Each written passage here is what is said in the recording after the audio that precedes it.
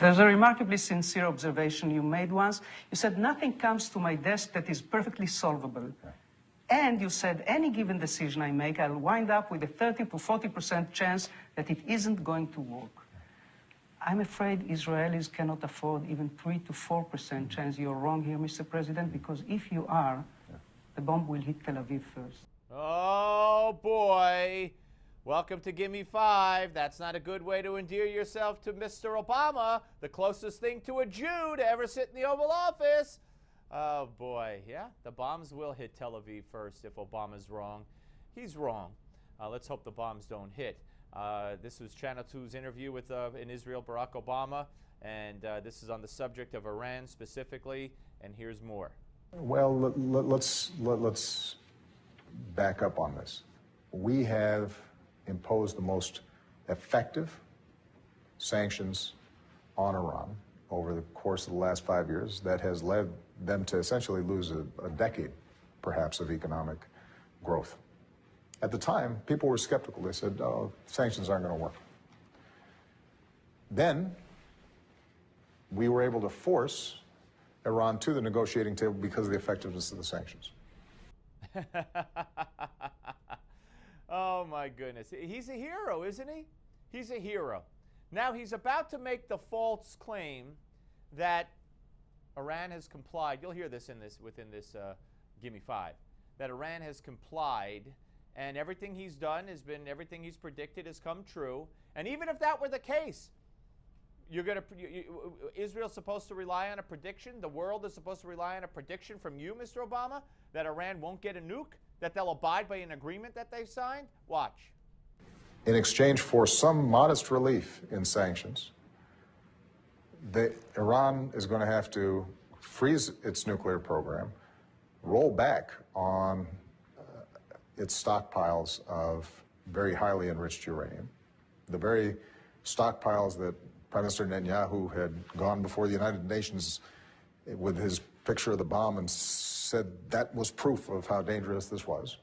All that stockpile is gone.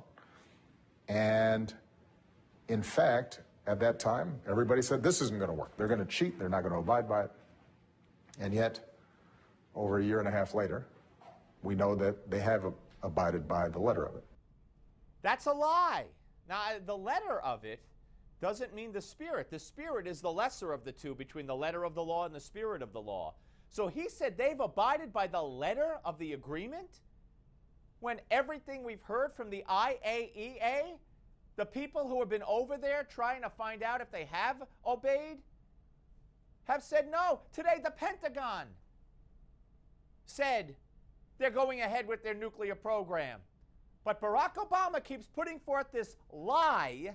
No, not if you like your doctor, you could keep it. No, not the military options on the table. No, not the red line on Syria. No, not those lies. This lie that Iran's abided by everything they've said they would do so far. That's a lie. We either know differently or we don't know enough to say that because they won't let us see it.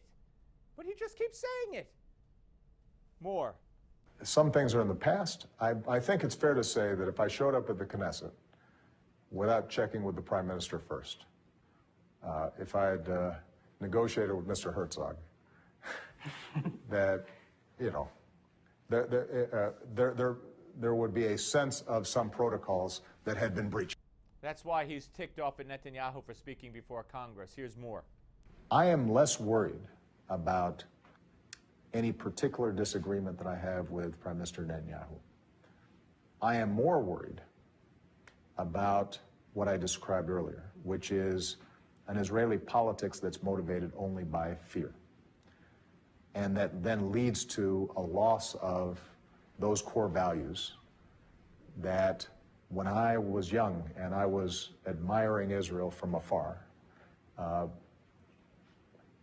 were what were the essence of this nation. There are things that you can lose that don't just involve rockets.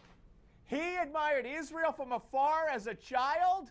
My butt he did. He didn't then, he doesn't now.